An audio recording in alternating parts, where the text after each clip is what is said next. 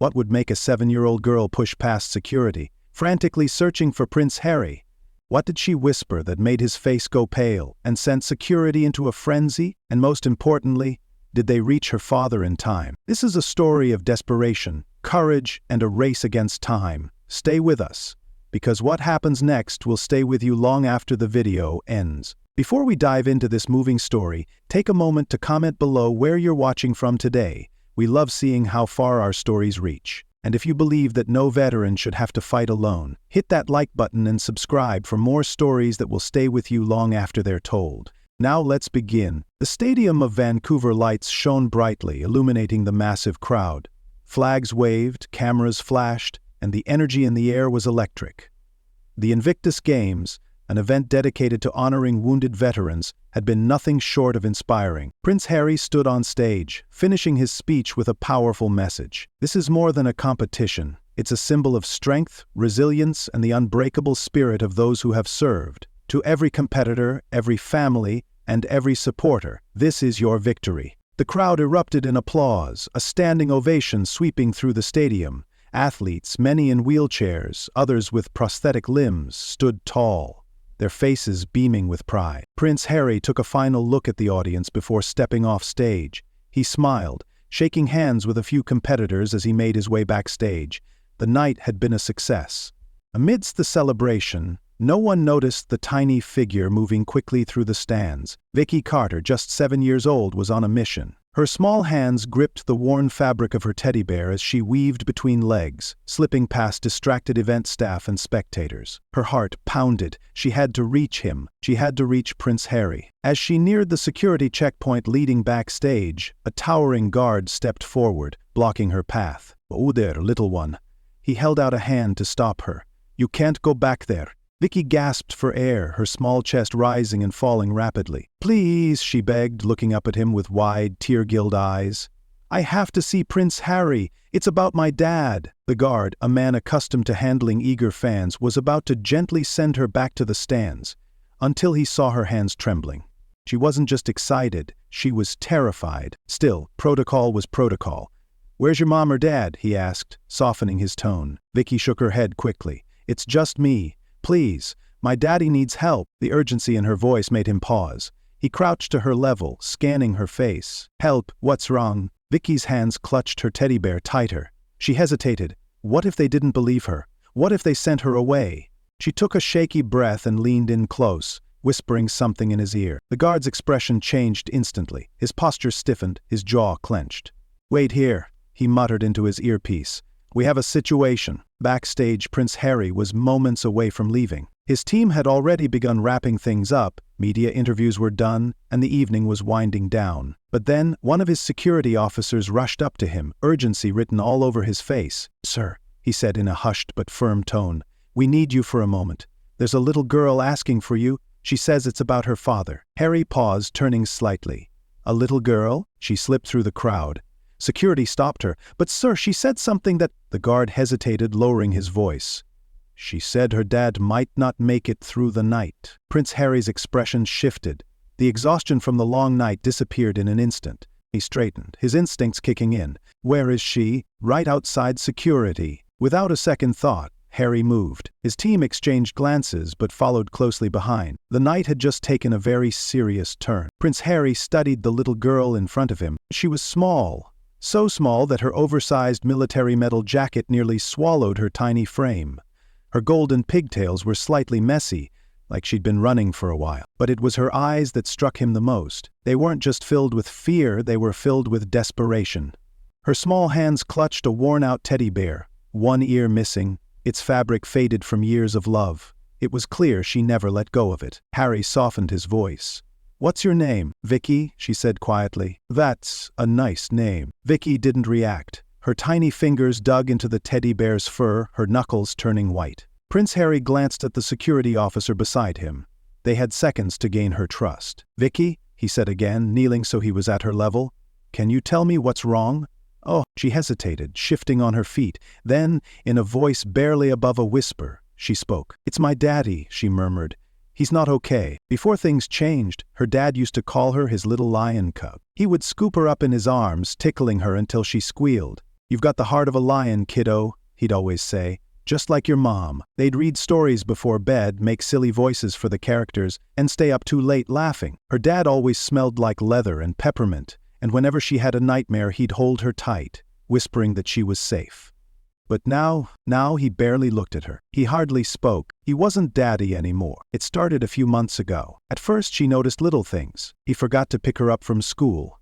He left the TV on all night but never seemed to watch it. Then it got worse. She would find him sitting in the dark staring at something she couldn't see. Sometimes he whispered names, and sometimes in the middle of the night she heard him cry. He never cried before. One night, Vicky heard his voice through the thin hotel walls. She wasn't supposed to be awake, but she had snuck out of bed, pressing her ear against the door. His voice was low and broken. "I should have been the one." A pause. "I promised her I'd take care of them." Another pause. "I failed." Silence. Vicky pressed her tiny hands over her mouth to stop herself from making a sound. She didn't know who he was talking to, but she knew what failure sounded like. It sounded like giving up. Now back to the scene. Prince Harry's stomach tightened. The name Daniel Carter was familiar. He had heard it before the games even started. A decorated Royal Marine, a man who had seen too much. And now he was a man on the edge. Harry took a slow breath. "Vicky," he asked carefully, "where is your dad right now?" She sniffed. "In our hotel room." A slight pause. "Tonight," she added, her voice shaking, "might be his last night." At that very moment, Daniel Carter sat alone in room 1421. The dim glow of the lamp cast long shadows across the small hotel desk. In his hands he turned over an old combat medal, the edges worn from years of handling. His mind wasn't in that room. It was back there, back in the ambush. The explosion had been deafening. One moment he was shouting orders, the next he was digging through the rubble. His hands had shaken as he pulled at the debris, his voice hoarse from screaming. Then, silence. When he found his best friend, it was too late. And the worst part? His friend had died believing Daniel would take care of his family. But now Daniel couldn't even take care of himself. He looked down at the medal again. It used to mean something. Now it was just a reminder that he survived and they didn't. Prince Harry knew that this man who was running out of time, and if they didn't move now, there might be no coming back. Harry looked at his team, his expression unreadable. Then he spoke. "Find him, now." But the security team hesitated. "Sir," one of them started, lowering his voice, "we have protocols. We can't just storm into a private hotel room without—" Harry cut him off immediately. "This isn't up for debate," he snapped. "We have a veteran in crisis. If we don't move now, we might be too late." The team exchanged glances, still reluctant. They had handled security threats, fan incidents, and press issues before. But this was different. "Sir, if we push too hard we could get legal complaints from the hotel," another officer warned. Harry's patience snapped. "You think I care about complaints?" His voice was sharp, urgent. "This is life or death. Find him." That was it, no more hesitation. The team moved. Vicky had been silent, watching everything unfold, her tiny hands gripping her teddy bear so tight, her fingers were pale. When she saw the guards move toward the exit, she lunged forward. "I'm coming too," she cried. One of the security officers stopped her gently. "Sweetheart, it's better if you—" "No!" Vicky's voice rose, her panic spilling out. "What if he won't listen? What if he won't open the door? He needs me!" Harry turned and knelt in front of her, placing his hands on her small shoulders. "Vicky," he said softly, "I promise we're going to help him." Tears filled her eyes, but she shook her head. "He won't listen to you," she whispered. "But he'll listen to me." Harry stared at her for a moment, then nodded once. "Let's go." Without another word he picked her up, holding her close as they rushed toward the waiting cars. The convoy sped toward the hotel, blue lights flashing as security coordinated the approach. Inside the vehicle, Vicky sat beside Harry, her small hands trembling in her lap. "Do you think he's okay?" she asked, her voice barely above a whisper. Harry took a breath. "We'll make sure he is." But deep down he wasn't sure. The hotel came into view, a modern high-rise with floor-to-ceiling windows reflecting the city lights. Harry's team was out of the car before it even fully stopped. They rushed toward the front desk, but the receptionist held up a hand. "I'm sorry," she said immediately. "We can't give out guest information." Harry's security chief stepped forward. "This is an emergency situation. We need access to a guest's room immediately." "I understand," the receptionist said, her voice polite but firm, "but without proper authorization." Vicky cut in. "Please," she cried. "He's my daddy." The receptionist hesitated. The girl was clearly distressed, and the fact that Prince Harry himself was standing in front of her made it obvious this wasn't just any request. "Just check," Harry said, his voice calm but firm. "Room 1421, Captain Daniel Carter." She typed quickly, scanning the screen. Her eyes flickered with concern. "Hasn't checked out," she murmured.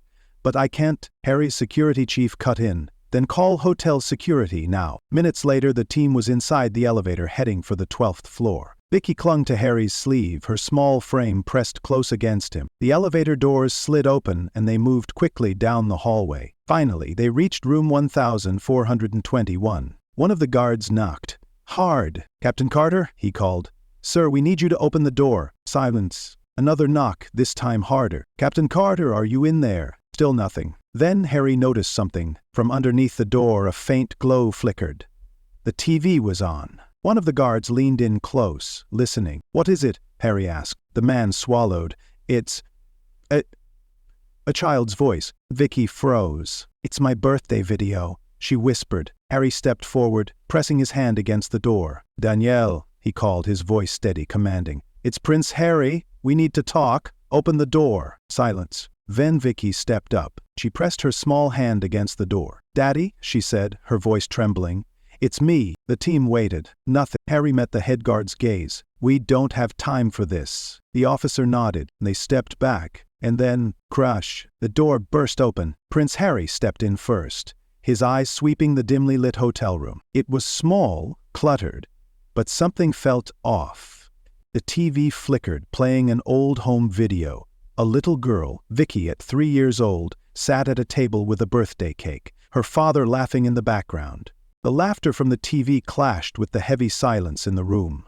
Then they saw him. Daniel Carter lay on the floor near the bed, his back slumped against the wall, legs sprawled out. In one hand he clutched a bottle of pills, half empty. His eyes were glazed over, his breathing slow, unfocused. "Daniel!" Harry didn't hesitate. Ignoring security protocol, he rushed forward, dropping to his knees beside him. One of the officers moved forward, radio in hand.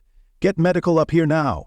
Harry grabbed Daniel's wrist, checking for a pulse. Weak, but there. "Daniel," he said, his voice firm but calm. "Can you hear me?" Daniel's lips parted slightly, but no words came out. Then his dazed eyes locked onto Harry's face. For a second he looked confused. Then recognition flickered in his expression. "Prince Harry?" His voice was barely a whisper. Harry nodded. "You're not alone," he said softly. "We're here." Daniel blinked hard. He looked at the bottle in his hand, then back at Harry, as if waking up from a fog. Then his gaze drifted to the doorway. Vicky stood there, her face streaked with tears. She was shaking, her small hands gripping the edge of her teddy bear. "Daddy," her voice cracked. Daniel stared at her, and something inside him broke. Harry felt the weight of the moment pressing down on him. He had seen that look before, not just in other veterans but in himself. A flash of memory hit him like a punch to the chest. Years ago, sitting alone in his room after his mother, Princess Diana, died, the world thought he was strong, a prince, a soldier, a leader. But inside, he had felt lost, alone, hollow. He had buried himself in anger, in silence, in pretending. And then came the military, where he learned the cost of war. The friends he lost, the funerals he attended, the moment he realized even soldiers could be broken, and the moment he learned that getting help wasn't weakness, it was survival. His gaze snapped back to Daniel, whose fingers were trembling around the bottle. "This doesn't have to be the end," Harry said. Daniel's breathing was shaky. Harry kept his voice steady. "I know how dark it gets. I know what it's like to feel like there's no way out." Daniel's jaw clenched. Harry didn't stop. "The strongest warriors aren't the ones who fight alone," he said. "They're the ones who ask for help." Daniel let out a shaky breath. For the first time, he looked afraid. Not of Harry, not of anyone in the room, but of himself. Vicky couldn't take it anymore. She ran forward, falling to her knees beside him. "Daddy, please," she sobbed. "Please don't go." Daniel stiffened. She threw her tiny arms around him, holding him tightly, as if she could physically keep him from slipping away. "I need you," she whispered. For a long, agonizing moment, Daniel didn't move. Then, slowly, his hands lifted. They hovered above her back, hesitant. Then they lowered. He held her, his arms wrapped around her, pulling her close. And then he broke. His body shook with silent sobs, his fingers gripping onto her like a man who had been drowning, finally reaching the surface. "I'm so sorry," he whispered, over and over again. Vicky buried her face into his chest, crying with him. Prince Harry let out a slow breath. This was it. This was the moment everything changed. Daniel Carter was still here, and for the first time in a long time, he wanted to stay. The hotel room was quiet, but this time it wasn't heavy with despair. Daniel Carter sat at the edge of the bed, his fingers running through his short, unkempt hair. His eyes were red, not from exhaustion, but from the weight of emotions that had finally surfaced. Vicky was still asleep, curled up on the couch with her teddy bear clutched tightly to her chest. The events of the night before still played in Daniel's mind. The moment Vicky threw herself into his arms, the way he felt himself unravel, the way Harry held his wrist, anchoring him to the present. Now morning had come, and he was still here. A knock on the door snapped him out of his thoughts. When he opened it, Prince Harry stood there. He wasn't in a suit or a uniform. He wore a simple polo and jeans, but the expression on his face was one of determination. "We have a plan," Harry said. Daniel swallowed, nodding. Harry stepped inside, followed by a mental health coordinator from the Invictus Games. Daniel tensed instinctively, but the woman offered a gentle smile. "No pressure," she said, "but we have resources available, people who understand. You don't have to figure this out alone." Daniel let out a slow breath. This was real. No one was forcing him, no one was demanding anything. They were simply offering help. For the first time in a long time, he didn't refuse. "Okay," he murmured. "I'll do it." Harry placed a reassuring hand on his shoulder. "You won't regret it." Later that day, the Invictus Games released an official statement. Prince Harry stood before the cameras, his voice steady as he addressed the world. "We celebrate resilience here," he said. "But resilience doesn't mean suffering in silence." The initiative was simple but powerful: expanded mental health support for veterans, free counseling, access to crisis support, programs to help those struggling before it became too late. Daniel Carter's story wasn't revealed in full, but the inspiration behind the initiative was clear. No soldier should ever feel like they have to fight alone. By evening, the stadium had begun filling up again for the closing ceremony. Near one of the entry gates, Vicky stood beside her father, looking up at Prince Harry with wide eyes. "You kept your promise," she said. Harry knelt down to her level, a small smile on his face. "No, Vicky," he said gently. "You saved your father's life." She blinked, her tiny hands gripping the hem of her jacket. Harry reached into his pocket and pulled out something small and shiny. It was a special Invictus medal. He placed it in her hands. "This is for you," he said. "For your bravery, for your strength, because you, Vicky Carter, are braver than you know." Vicky stared at the medal for a moment, her fingers running over the smooth surface. Then, without thinking, she threw her arms around him. "Thank you," she whispered. Harry hugged her back. "No, Vicky, thank you." The sun had started to set, casting golden hues over the stadium. As the crowd cheered inside, Daniel and Vicky stood at the gates, ready to leave. For the first time in years, Daniel felt like he wasn't trapped in the past. He looked down at his daughter, who was still clutching the Invictus medal. "Ready to go, kiddo?" he asked. Vicky beamed up at him. "Okay, Daddy," and together they walked out of the stadium hand in hand. For the first time in years, Daniel saw a future. This isn't just a story about a father and daughter. It's a reality faced by thousands of veterans around the world. Heroes who fought for their countries but returned home to a different kind of battle. Veterans stand in silence, war memorials lined with names, families waiting at airports. Some return to hugs and celebration, others return to silence. Many soldiers fight wars they can never leave behind. For some, the hardest battles are the ones no one sees. Every day, brave men and women who served their nation struggle with PTSD, depression, and survivor's guilt. 6,000 veterans die by suicide every year. At least 17 veterans take their lives each day in the U.S. alone. Less than 50% of struggling veterans seek professional help. These are more than just statistics. They represent real lives lost. Fathers, mothers, sons, and daughters. They served us, but are we serving them? If you or someone you love is struggling, please don't stay silent. Help is available. No soldier fights alone on the battlefield. They shouldn't fight alone at home. If you enjoyed this story, hit that like button and subscribe for more stories that will stay with you long after they're told.